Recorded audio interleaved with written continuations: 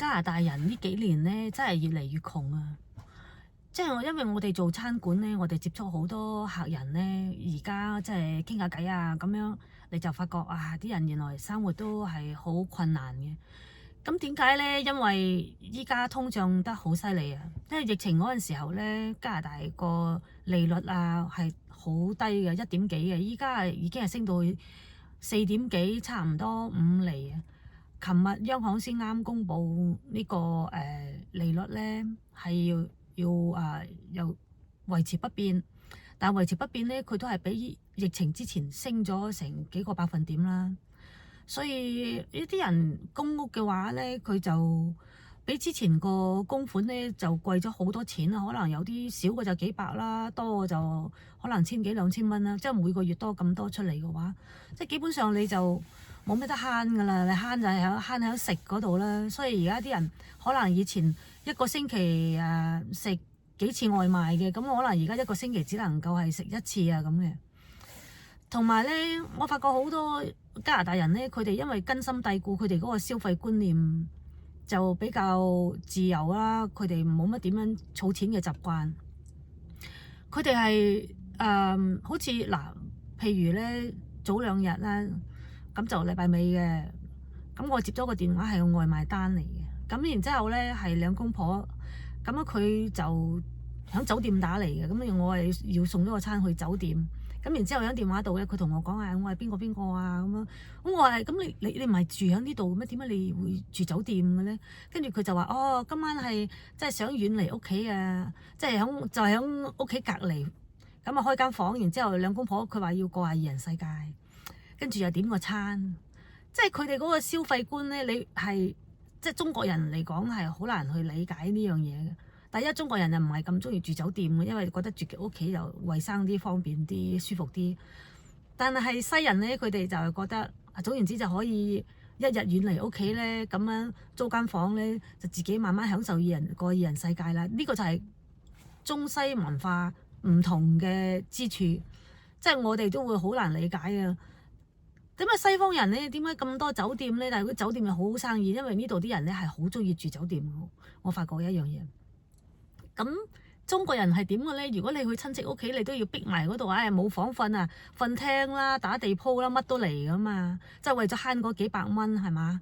咁你又覺得好無謂啊？做咩我要喺度住一晚就要俾幾百蚊咧？係咪先？中國人係咁諗嘢噶嘛，但係外國人佢哋就唔會咁樣噶嘛。所以佢哋同我哋個諗法係完全係好唔同嘅，即係佢哋自由至上係嘛？佢又講私隱。佢又唔中意話去打攪親戚朋友嘅，所以咧喺外國呢度咧私隱係好重要嘅，所以呢啲仔女大少少之後咧，佢都會搬出去住。咁仲有咧，而家你通脹得咁犀利咧，咁但係你人工雖然係跟住升啲，但係譬如如果你嘅基本人工你升跟住你升1蚊都好啦，咁但係你如果去買嘢，每一樣嘢都要跟住升1蚊喎，咁你其實你個人工嗰度永遠都跟唔上嗰個通脹，所以依家啲人咧點解感覺係越嚟越窮咧？交個稅又多，係咪先？你出去買嘢都要消費稅，乜嘢都要交稅係嘛？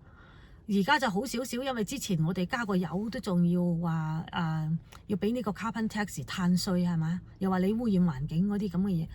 總言之呢度就係乜嘢都係要交稅，咁打完稅已經係所剩無幾啦。咁啲嘢又樣樣都係咁升，係咁貴，房租又貴，保險又貴。但係你個人工咧，你貴極都係得嗰個雞碎咁多。所以依家啲人點解會覺得真係咁壓抑？就係因為你所有嘢都貴嘅時候，加加埋埋咧，你根本上你嗰份糧咧係追唔上嘅，再加上你平時嗰個消費觀念咧又冇乜點樣儲錢咧，所以個人係變咗係焦慮嘅，因為冇錢揸手嘅時候，你就樣樣嘢突然之間呢度又要慳，嗰度又要慳，慳嚟慳去，其實就係淨得食嗰度先可以慳嘅。同埋咧，西人咧佢哋飲食佢哋所有嘅文化，去旅行又好佢哋就算係冇錢都好，佢哋又中意去旅行嘅喎。即係無論係去邊度有錢就去遠啲啦，冇錢咪去近啲咯。咁佢哋都會去旅行啊，即係咁夏天又去露營啊，咁樣佢哋都有好多嗰啲戶外嘅生活嘅，就唔係好似我哋啲亞洲人，我可能嚟到呢度，好似我咁啦，我都08年翻去中國一次，跟住之後都冇去過旅行，即係10幾20年啦，都係翻工做嘢，但係啲西人佢唔得噶嘛，西人咁樣佢會覺得好悶噶，悶到即係悶到抽筋啦，係嘛？佢哋唔會好似我哋咁樣可以定定當當咁樣翻工，其實即係嗰個思想同埋生活模式係根本上唔一樣嘅。雖然而家話你好似細路啊讀書啊，好多嘢咧，佢係9年嗰個義務教育啦，你係唔使錢啦，淨係大學你先要俾學費啊咁樣。但係佢就有啲叫做學生借貸嘅，咁啲細路大咗，細路自己會還啊咁樣，所以佢呢個負擔咧佢又冇嘅。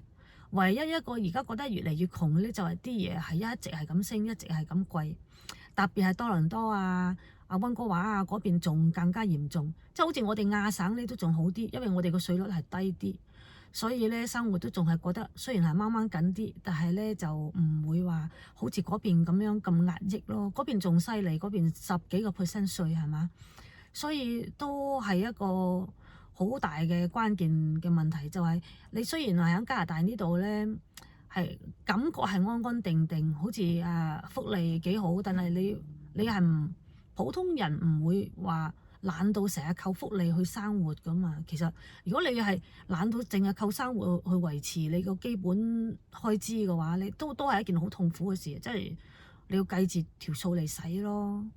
咁而家你話個利率高咗，咁你公屋又俾多咗錢啦，咁你公屋俾多咗錢嘅時候，你去租屋咧一樣係跟住升咁啊。咁你如果有細路嘅話，你去買嘢，你嗰啲通脹咁犀利啊，你嗰啲衫啊鞋襪啊，你食嘅嘢啊，玩具所玩嘅嘢，日常生活所有嘅嘢開支，你都係咁樣升嘅。咁變咗啲人咧，你嗰份糧咧已經係差唔多係固定噶啦。咁你開支又係咁樣升嘅時候咧，你變咗係窮咗，比以前窮好多嘅。唔知大家覺得我呢個講法有冇依據咧？或者你覺得有咩意見咧？可以大家去討論下嘅。